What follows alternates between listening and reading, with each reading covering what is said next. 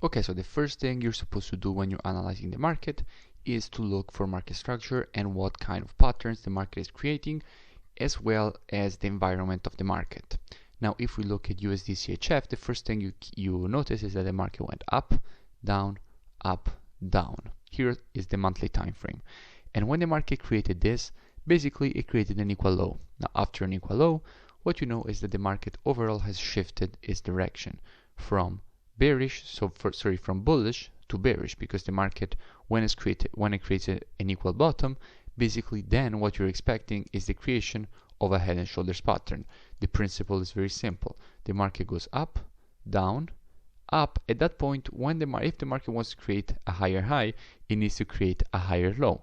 If instead the market, when it goes back down, it doesn't create a higher low but creates an equal low, so basically a low at the same area, at that point we're expecting a head and shoulders.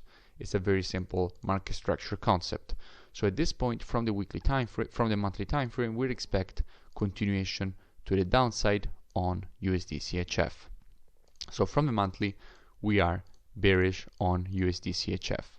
Let's move down on the weekly and let's see what we're getting from the weekly. Now, as you can immediately see on the weekly, we are bullish. Why are we bullish? Because this pattern, we already know it. When you see a candle like this green candle, the next candle is supposed to fill in the wick, and I have already spoken about this. So basically on the weekly we are bullish, but on the monthly we are bearish. So this is already a sign that overall it's better to stay on the sidelines for this pair until both time frames align to the downside. So until also the weekly is showing a bearish scenario here on USDCHF. Moving down on the daily, let's see what we have. Here on the daily, overall, we are bearish. Why are we bearish?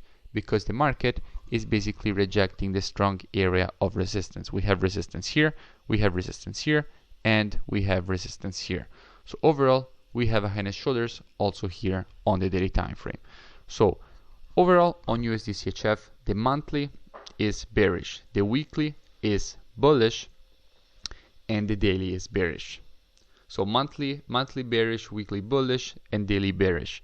So overall, what we need to see is to see a push to the downside here on the daily time frame before we can be looking for entries. Because if the market will make now a push to the downside on the weekly time frame, then it means that basically all three time frames are now on the same page. So also the weekly is showing a bearish move, the monthly is already showing a bearish move, and the daily is already showing a bearish move. So we're waiting for the market for the weekly time frame to align with the other time frames, and at that point we can be looking for shorts. So overall, we want to see a creation of a lower low here on the daily time frame, and only at that point, on the retest of this area, we can be looking for shorts. Before that, it's better to stay on the sidelines on this market because the time frames are not in agreement with each other.